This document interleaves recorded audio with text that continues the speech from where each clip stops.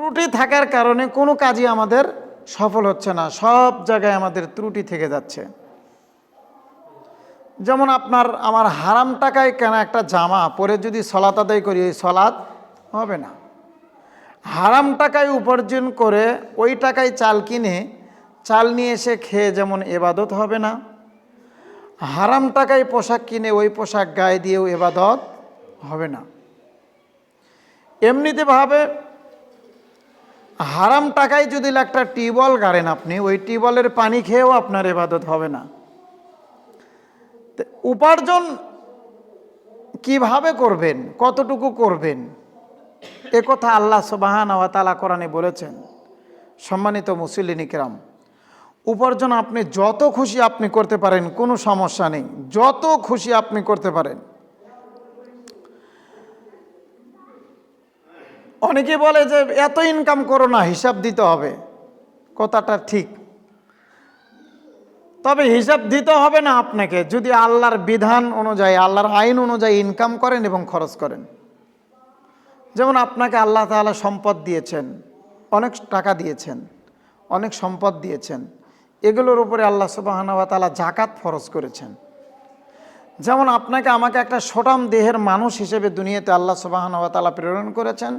করার পর আপনার আমার উপর একটা ফরজ সালাত, 5 ওয়াক্ত সালাত ফরজ করে দিয়েছেন। এটা একজন মুমিনের জন্য, একজন মুসলমানের জন্য বা একজন মানুষের জন্য একটা বাধ্যতামূলক একটি কাজ মানুষ হিসেবে। ঠিক এই ফরজ সালাতের মতো মানুষের বছরে একবার হলেও সম্পদের উপর থেকে যাকাত ফরজ হয়। এটা মানুষের উপরে বাধ্যতামূলক। জীবনে একবার হলেও হজ ফরজ হয়, সম্পদের উপরে ডিপেন্ড করে। এগুলা সম্পদের উপরে ডিপেন্ড করতেছে আপনার যাকাত, সম্পদের উপরে ডিপেন্ড করে আপনার হজ, আর সিয়াম ডিপেন্ড করে আপনার শারীরিক সুস্থতার উপরে। যদি শরীর সুস্থ থাকে, যদি আপনি মুকিম অবস্থায় থাকেন, তাহলে আপনার উপরে সিয়াম ফরজ। যদি আপনি সফরে থাকেন তাহলে ওটা কাজা করতে পারেন, পরবর্তীতে করতে পারেন, মানে ছাড়। অসুস্থ আছেন, পরবর্তীতে করবেন, মানে ছাড়। এগুলোর ক্ষেত্রে ছাড় আছে। ঠিক সলাতের ক্ষেত্রে জ্ঞান, হিতাহিত জ্ঞান থাকা অবস্থায় সলাতের কোনোই ছাড় নেই। ফরজ কিন্তু সবগুলোই ফরজ, সলাত, সিয়াম, হজ, যাকাত, পর্দা সবই ফরজ, কিন্তু প্রত্যেকটার একটা ভাগ আছে। যে জিনিসটা আমাদের আমূল নষ্ট করে দেয় সেটা হলো ইনকাম, সেটা হলো উপার্জন। আপনার রিজিক, জীবিকা উপার্জনটা আপনার কিভাবে হচ্ছে, কিভাবে করেন আপনি, কোথা থেকে আসে, এটা আপনাকে আমাকে আগে বিবেচনা করতে হবে, পরে তো ইবাদত। কারণ আশা আগাবারা ইয়ামুদ্দা ইলাইহি ইলা সামাই, আল্লাহ সুবহানাহু ওয়া তাআলা বলেছেন, কোন এক ব্যক্তি মুসাফির হাওলাতে আছে, খোলা আসমানের নিচে দাঁড়িয়ে একেবারে আসমানের দিকে হাত উঠিয়ে আল্লাহর কাছে দোয়া করছে, কিন্তু আল্লাহ তার দোয়া কবুল করছে না। তার একটাই কারণ, তার কাছে যে জীবিকা ছিল, রিজিক ছিল, খাদ্য ছিল, সে খাদ্যটা হারাম। তার পরনের যে পোশাক ছিল সেটাও হারাম, তার কাছে যে পানি ছিল সেটাও হারাম, তার কাছে যে যানবাহনটা ছিল সেটাও হারাম। এগুলো হারাম থাকার কারণে ও মুসাফিরের দোয়ার ভেতরে কোনো পর্দা থাকে না। কথা কি বুঝতে পারছেন? মুসাফির যদি দোয়া করে ওই দোয়ার সামনে কোনো পর্দা থাকে না, সরাসরি কবুল হয়ে যায়।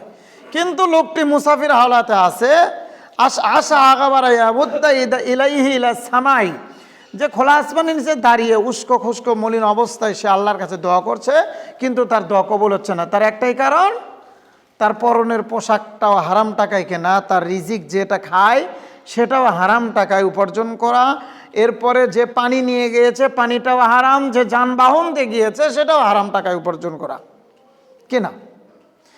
সব মিলিয়ে তার দোয়া আল্লাহর দরবারে কবুল হচ্ছে না, অথচ দোয়ার সামনে পর্দাই থাকার কথা ছিল না। তো সম্মানিত মুসলিম কিরাম, ইবাদত বা আমল কবুল হওয়ার মূল উদ্দেশ্য হালাল উপার্জন। আল্লাহ রসুল সাল্লাল্লাহু আলাইহি সাল্লাম আর এক জায়গায় আবার একই কথা বললেন, ইন্নাল্লাহা তাইয়িবুন লা ইয়াকবালু ইল্লা তাইয়িবান। নিশ্চয় আল্লাহ পবিত্র, আর আল্লাহ পবিত্র ছাড়া কোনো ইবাদত বা কোনো দোয়া কবুল করেন না, কোনো মানুষের কথা নেন না। আমরা দোয়া করি কিন্তু আমাদের দোয়া কবুল হয় না, কারণ আমরা হারাম খাই। আমরা হারাম খাই। হারাম খাওয়া আমাদের জন্য পেশা হয়ে গিয়েছে।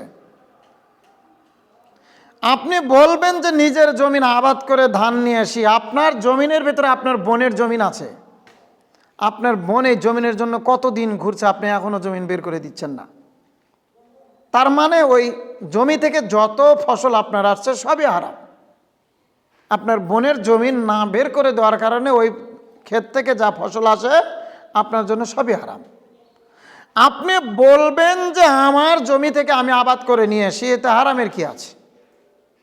জি হ্যাঁ, আপনার জমিন থেকে আপনি উপার্জন করে নিয়ে আসেন, আপনি আবাদ করে যে শস্যকে বা ধান আপনি যাই নিয়ে আসেন বাড়িতে, আপনার হারাম কেন?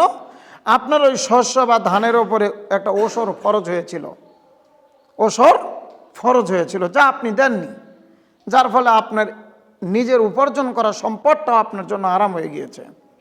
এই ধান খেয়ে, এই চাল খেয়ে ইবাদত করলে ইবাদত কবুল হবে না। আপনি বলবেন যে আমার জমিন আমি আবাদ করি, আমি সার বীজ দেই, আমি সব কিছু করি, এটা আবার হারাম হয় কি করে?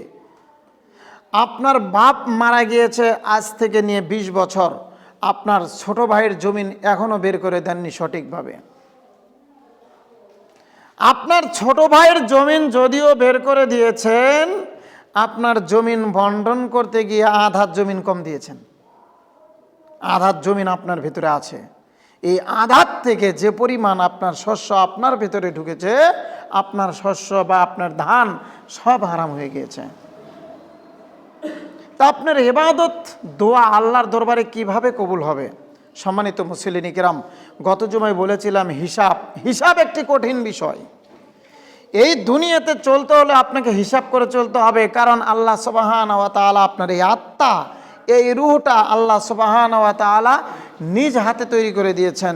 এটা কোনো জবরদস্তি, কোনো জুলুম, কোনো অত্যাচার, কোনো অনাচার এই রূহ, এই আত্মা মেনে নিতে পারে না। এই আত্মা মেনে নিতে পারে না। আপনি নিতে পারেন, আপনি মেনে নিতে পারেন, আমি মেনে নিতে পারি, কিন্তু এই রূহ, এই আত্মাটা এটা মেনে নিতে পারে না। আপনার এই বিবেক বাধা দেয়, এই আত্মায় বাধা দেয়, আপনার অন্তর বাধা দেয়, যা আপনি আপনার বোনের জমিন আবাদ করে খেয়ে যাচ্ছেন দিনের পর দিন, বছরের পর বছর, মাসের পর মাস। আপনার ভাইয়ের জমিন আপনি খেয়ে যাচ্ছেন, পাশের জমিনওয়ালার বাতরকে, আপনার জমিনের বাতর কেটে পাশের জমিনওয়ালার বাতর কেটে নিতে নিতে আপনার জমিন বড় করেছেন, পাশের জমিনওয়ালার জমিন ছোট হয়ে গিয়েছে। আপনি এখানেও হিসাব মিস্টেক করেছেন। আল্লাহ সুবহানাহু ওয়া তাআলা এগুলো সব বিষয়ে আপনাকে আমাকে ধরবেন কিয়ামতের মাঠে। আল্লাহ বলছেন, তুমি কোথায় থেকে কি নিয়ে আসো, কোথায় থেকে উপার্জন করো, সব বিষয়ে আমি জিজ্ঞাসা করব। প্রথমেই বলে রেখে এসেছি, সুম্মা লাতুসআলুন্না ইয়াওমাইযিন আনিন নাঈম, সব নিয়ামত সম্পর্কে আপনাকে জিজ্ঞাসা করা হবে। আপনি যে 1800 টাকা দামের পোশাক পরছেন, আপনি যে 1200 টাকা গজের কাপড় পরিধান করছেন, আপনি 1000 টাকা দামের একটা লুঙ্গি ইউজ করছেন, ব্যবহার করছেন, এগুলো সম্পর্কে আল্লাহ জিজ্ঞাসা করবে, তুমি এগুলো কোথায় থেকে নিয়ে আসতে, কিভাবে আসতো তোমার। অতএব আল্লাহ সুবহানাহু ওয়া তাআলা যদি এগুলো নিয়ামত সম্পর্কে জিজ্ঞাসা করে, সেদিন আপনি আমি কি করব? সম্মানিত মুসলিম কিরাম, তাই বলতে চাচ্ছিলাম, আল্লাহ সুবহানাহু ওয়া তাআলা বলেছেন ইসলামী অর্থ ব্যবস্থা আপনি উপার্জন করবেন, এ কথাই ঠিক। উপার্জন আপনাকে করতেই হবে, কিন্তু কিভাবে উপার্জন করবেন সেটা তো আপনাকে হিসাব করতে হবে। আল্লাহ রাসূল সাল্লাল্লাহু আলাইহি ওয়াসাল্লাম বলেছেন যে আমার উম্মতের এমন একটা সময় আসবে, এমন একটা দিন আসবে, যে দিন আমার উম্মত উপার্জন করবে কোনো হিসাবই করবে না, কোনো পরোয়াই করবে না যে টাকাটা কোথায় থেকে আসলো, কিভাবে আসলো। চাকরি লাগবে এটাই কথা, টাকা উপার্জন করতে হবে এটাই কথা, কিন্তু কিভাবে করবে এই হিসাব এই মুসলিম উম্মাহ করবে না। সম্মানিত মুসলিম কিরাম, আপনার ছেলে লেখাপড়ায় বা কাগজে কলমে আপনার ছেলের চাকরির যোগ্য নয়, আর একটা ছেলে লেখাপড়ায় তার সার্টিফিকেট বা কাগজে কলমে চাকরির যোগ্য, কিন্তু তার টাকা নেই। আপনার ছেলে অযোগ্য কিন্তু আপনার টাকা আছে, আপনি 3 বছর 4 বছর 5 বছর আগেই টাকা দিয়ে রেখে দিয়েছেন, মানে ঘুষ। এখন টাকার বিনিময়ে চাকরিটা আপনি পেয়ে আপনার ছেলেও খুশি, আপনিও খুশি, আপনার 14 গোষ্ঠী খুশি যে আমার বংশে এরকম একটা চাকরিজীবী ছেলে আছে, আপনার 14 গোষ্ঠী খুশি। কিন্তু আপনি হিসাব করেননি এ টাকা কিয়ামত পর্যন্ত যত মানুষ খাবে সবই হারাম। এ কথায় আল্লাহ নবী বলেছেন আমার উম্মত এমনভাবে উপার্জন করবে যে তারা হিসাব করবে না টাকা কিভাবে আসলো, তারা শুধু দেখবে যে টাকা লাগবে, উপার্জন করতে হবে, শুধু এই বিবেচনাটাই করবে, আর কিছুই করবে না। সেটা ঘুষের বিনিময়ে না সুদের বিনিময়ে না চুরির বিনিময়ে না ছিনতাইয়ের বিনিময়ে না জবরদস্তি করে কিভাবে নিয়ে আসবে এটা মানুষ বিবেচনা করবে না, টাকা লাগবে, এটাই বড় কথা। তা আল্লাহ যেদিন আপনাকে আমাকে প্রশ্ন করবেন এই টাকাটা তুমি কিভাবে নিয়ে আসতে, অন্যের চাকরি, অন্য ছেলে চাকরি পাবে, সে যোগ্য, তারটা বাতিল করে তার রিজিক আপনি টাকাই কিনে নিয়ে এসেছেন, তারটা আপনি বাতিল করে দিয়ে আপনারটা ওখানে বসিয়ে দিয়েছেন, আপনি অনেক খুশি হয়েছেন। এখানে খুশি হওয়ার কিছুই নেই, আপনি তাকে ঠকাননি, আপনি নিজেই ঠকে গিয়েছেন। কিয়ামত পর্যন্ত চলবে এভাবে। সম্মানিত মুসলিম কিরাম, আল্লাহ রাব্বুল আলামিন বলেন ইয়া আইয়ুহাল্লাযীনা আমানু লা তাকুলু আমওয়ালাকুম বাইনাকুম বিল বাতিল। আল্লাহ সুবহানাহু ওয়া তাআলা বলছেন ইয়া আইয়ুহাল্লাযীনা আমানু, হে ঈমানদারগণ, তোমরা যারা ঈমান এনেছো তাদেরকে বলছি লা তাকুলু আমওয়ালাকুম, তোমরা একে অপরের মাল অন্যায়ভাবে খেও না। কে বলেছেন? আল্লাহ বলেছেন। আল্লাহ বলছেন হে ঈমানদারগণ, তোমরা যারা ঈমান এনেছো একে অপরের মাল অন্যায়ভাবে খেও না। চাকরিটা ছিল আরেকজনের, আপনি নিলেন কিভাবে? আপনি তো আরেকজনেরটা খান। আপনার জমিন বাতর কেটে বড় করেছেন, আপনার ফসল বেশি আসে, কথাই ঠিক, আপনি তো আরেকজনের জমিন দখল করে নিয়ে বসে আছেন, আপনি তো এটা জানেন না। আপনি আবাদ করেন এ কথাই ঠিক, কিন্তু আপনার বোনের জমিন এখনো বের করে দেননি। বোনের জমিন তো অনেক দূরের কথা, আপনার ফুবুর জমিন এখনো আপনি দেননি, আপনার বাপও দেয়নি, আপনিও দিচ্ছেন না। ওই জমিন আপনার ভিতরে এখনো আছে। সম্মানিত মুসলিম কিরাম, বোন যদি দাবি না ছাড়ে তাহলে আপনার আমার সেদিন কি হবে? আল্লাহ তো জিজ্ঞাসা করবেন যে তুমি এই ফসল কিভাবে নিয়ে আসতে, কিভাবে খেতে। এবাদত তো কবুল হবে না। আপনি মসজিদে পড়ে থাকে কেন? মক্কার যদি কাবা ঘরের গেলাপ ধরে কাবা শরীফের সামনে যে যদি কিয়ামত পর্যন্ত সেজদায় পড়ে থাকেন, আপনার আমার দোয়া কবুল হবে না। তার একটাই কারণ, হারাম আপনার আমার রক্তের সাথে মিশে গিয়েছে। হারাম আপনার আমার রক্তের সাথে মিশে গিয়েছে, কোনো ইবাদত আল্লাহর দরবারে পৌঁছচ্ছে না। তা আল্লাহ সুবহানাহু ওয়া তাআলা বলেছেন তোমরা একে অপরের মাল অন্যায়ভাবে খেও না, ইল্লা আন তাকুনা তিজারাতান আন তারাযিম মিনকুম, তোমরা অন্যের কাছ থেকে যাই কিছু নাও সেটা সন্তুষ্টভাবে নাও, তাকে খুশি করে নাও। এ কথা কে বলেছেন? আল্লাহ বলেছেন। যদি কারো কাছ থেকে কিছু নিতে হয় তাহলে কিভাবে নিতে হবে? তাকে খুশি করে নিতে হবে, তাকে সন্তুষ্ট করতে হবে, সেজন্য আপনাকে দিয়ে খুশি থাকে। আপনি নিয়ে খুশি নয়, সেজন্য আপনাকে দিয়ে খুশি থাকে, এ কথা আল্লাহ বলছেন। ইল্লা আন তাকুনা তিজারাতান আন তারাযিম মিনকুম, তোমরা সন্তুষ্ট চিত্তে অন্যের কাছ থেকে যা কিছু নিবে সেটা সন্তুষ্ট করে নাও, তাকে খুশি করে নাও, সেজন্য তোমার উপরে খুশি থাকে, সন্তুষ্ট থাকে। ওয়ালা তাকতুলু আনফুসাকুম, তোমরা নিজেদের মধ্য থেকে নিজেদেরকে হত্যা করো না, তোমরা নিজেরাই নিজেদেরকে হত্যা করো না, মেরে ফেলো না। সম্মানিত মুসলিম কিরাম, আপনার ভাই একটু জ্ঞানে বুদ্ধি কম, আপনার ভাই একটু জ্ঞানে বুদ্ধি কম, আপনি একটু বেশি। জমিনটার জন্য আপনার ভাই কত কাকুতি মিনতি করে, আপনি জমিনটা লিখে দেন না, জমিনটা আপনি বের করে দিচ্ছেন না। আপনার বোন আপনার কাছে কত কাকুতি মিনতি করে, আপনি তাকে লিখে দিচ্ছেন না, বের করে দিচ্ছেন না, দিলে আপনার কমে যাবে। আপনি মনে করছেন, আমি মনে করছি যে এই দুনিয়াটাই আপনার আমার জন্য সব কিছু, এই দুনিয়াই আপনার জন্য সব কিছু, আর এরপরের জগতে আর কোনো কিছু নেই। আল্লাহ সুবহানাহু ওয়া তাআলা বলেছে, তোমরা নিজেরা নিজেদেরকে হত্যা করো না। আপনি যখন আপনার বোনের জমিন, আমি যখন আমার বোনের জমিন, বা আমি যখন ভাইয়ের জমিন এভাবে আত্মসাৎ করলাম, দখল করে নিলাম, ভাই মারা গিয়েছে, ছোট বাচ্চা রেখে গিয়েছে, এই ইতিমদের মাল, এই ইতিমদের সয় সম্পত্তি যখন নিজেরা দখল করে খেয়ে যাচ্ছি, তাদের উপরে এক ধরনের জবরদস্তি। আল্লাহ সুবহানাহু ওয়া তাআলা বলেছে, তোমরা নিজেরা নিজেদেরকে হত্যা করো না। আমরা তাদেরকে হত্যা করে ফেলে দিয়েছি। তাদেরকে হত্যা করিনি, আমরা নিজেরাই নিজেকে হত্যা করেছি। মানে আমাদের অন্তরটা মরে গিয়েছে। কথা কি বুঝতে পারছেন? আমরা অন্যকে মারিনি, আমরা নিজেরাই নিজেদের আত্মাকে মেরে ফেলেছি।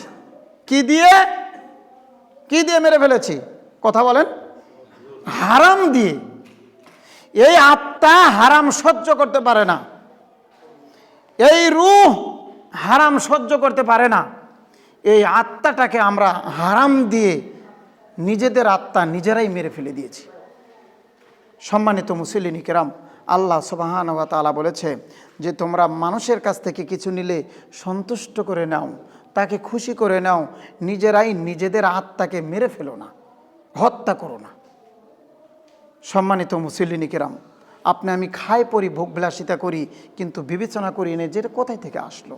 সুদের টাকা, ঘুষের টাকা, অন্যের জমিন দখল করে জবরদস্তি করে সেই জমি থেকে আবাদ নিয়ে এসে খাওয়া, এগুলো সবই হারাম, সব হারামভাবে চলছে। আমি আপনাকে এ কথা বহুদিন বলছি, আপনার বাপ মারা গিয়েছে, মারা যাওয়ার সাথে সাথে মাটি দিয়ে এসে খাওয়ার আগে জমিন বন্টন, খাওয়ার আগে কি বন্টন হবে? জমিন বন্টন। খাবার খাওয়ার আগে জমিন বন্টন হবে, যে কে কতটুকু পাবে ওটা বন্টন করে দিয়ে পরে খাবার খাবেন। বাপের সম্পদ ভাইকে বুঝে দেওয়া এত জরুরি, বোনকে বুঝে দেওয়া এত জরুরি। আজ বাংলাদেশের মানুষ বোঝে যে বোনেরা বাড়ির জমিন পায় না, বোনেরা সব জায়গায় জমিন পাবে। আপনার বাপের জমিন বাড়ি থেকে আপনি যেমন পাবেন, আপনার বোনও পাবে। আপনি সব সরজমিন, ভালো ভালো তেলতেলা জমিনগুলো আপনি নেবেন, আর বোন নিবে সব পাগার, যাতে আপনি কম দাম দিয়ে কিনে নিতে পারেন। এটা কি আপনার মন, আপনার আত্মা এটা জানে না? এই অন্তর জানে না? এটা এই কল্প জানে না? অবশ্যই জানে। আল্লাহ সুবহানাহু ওয়া তাআলা কি এই বিষয়ে জানে না? তা আল্লাহ সুবহানাহু ওয়া তাআলা বলেছে, তোমরা ওয়ালা তাকতুলু আনফুসাকুম, নিজেরাই নিজেদের আত্মাকে মেরে ফেলো না, হত্যা করো না। সম্মানিত মুসলিম কিরাম, আল্লাহ সুবহানাহু ওয়া তাআলা আবারও বললেন, ওয়ালা তাকুলু আমওয়ালাকুম বাইনাকুম বিল বাতিল ওয়া তুদলু বিহা ইলাল হুক্কাম, তোমরা একে অপরের মাল বেআইনিভাবে খেও না। আল্লাহ বললেন, আগের আয়াতটা ছিল সূরা নিসার, এরপরে বলছেন সূরাতুল বাকারা। আল্লাহ সুবহানাহু ওয়া তাআলা সূরাতুল বাকারার 188 নম্বর আয়াতে বলেছেন, ওয়ালা তাকুলু আমওয়ালাকুম বাইনাকুম বিল বাতিল ওয়া তুদলু বিহা, তোমরা একে অপরের মাল বেআইনিভাবে নিও না। মানে আপনার বোন জমি কোথায় থেকে পাবে, আপনি দেন কই থেকে? আপনার জমিন সব রাস্তার সাইডে থাকবে, আপনার ভাই চলে যাবে ভেতরে, তার মানেটা কি? এটা কি ভাইয়ের সাথে বেআইনি নয়? এটা কি বোনের সাথে বেআইনি নয়? সম্মানিত মুসলিম কিরাম, আল্লাহ সুবহানাহু ওয়া তাআলা বলেছেন, ওয়ালা তাকুলু আমওয়ালাকুম বাইনাকুম বিল বাতিল ওয়া তুদলু বিহা ইলাল হুক্কাম, তোমরা একে অপরের কাছ থেকে মাল যখন বুঝে নিবে, সম্পদ যখন বুঝে নিবে, তখন বেআইনিভাবে নিও না, আইনিভাবে নাও। যেভাবে তোমাকে নেওয়ার কথা বলেছে ওইভাবে নাও। তোমার অন্তর তো ঠিকই বাধা দিচ্ছে, ঘুষ দিয়ে চাকরি নিচ্ছ। 10 লক্ষ টাকা ঘুষ দিবেন, আবার কাউকে বলা যাবে না, আপনি এখানে বোঝেন না এটা বেআইনি? আপনি 20 লক্ষ টাকা সুদে লাগাবেন, নিজের উপার্জিত সম্পদ, নিজের উপার্জন করা টাকা আপনি অন্যের কাছে লাগাবেন, কাউকে বলা যাবে না, এটা কি বেআইনি নয়? সম্মানিত মুসলিম কিরাম, আল্লাহ সুবহানাহু ওয়া তাআলা বলেছেন, লিতাকুলু ফারিকাম মিন আমওয়ালিন নাস, এবং ইচ্ছাকৃতভাবে অন্যের মালের অংশ অন্যায়ভাবে দখল করো না। ইচ্ছাকৃতভাবে অন্যের মালের অংশ তোমরা অন্যায়ভাবে দখল করো না। আগে বললেন বেআইনিভাবে নিও না, পরে বললেন অন্যায়ভাবে দখল করো না। বাংলাদেশে কি অন্যায়ভাবে একজন আর একজনের জমি দখল করে না? করে না? এগুলো জমিন এভাবে দখল হচ্ছে না? বহু জমিন দখল হচ্ছে, অনেক জমিন পতিত পড়ে আছে, আবাদ করতে পারবে না, মামলা চলছে, কতদিন চলবে? কিয়ামত পর্যন্ত চলবে। এগুলো রাষ্ট্রের জন্য, দেশের জন্য এগুলো ক্ষতি। রাষ্ট্রের জন্য, দেশের জন্য এগুলো ক্ষতি। শুধু পরিবারের জন্য না, শুধু কোনো বংশের জন্য না, রাষ্ট্রের জন্যও ক্ষতি। সম্মানিত মুসলিম কিরাম, আল্লাহ সুবহানাহু ওয়া তাআলা বলেছেন, এরপরে তোমরা আরো কি করবে না?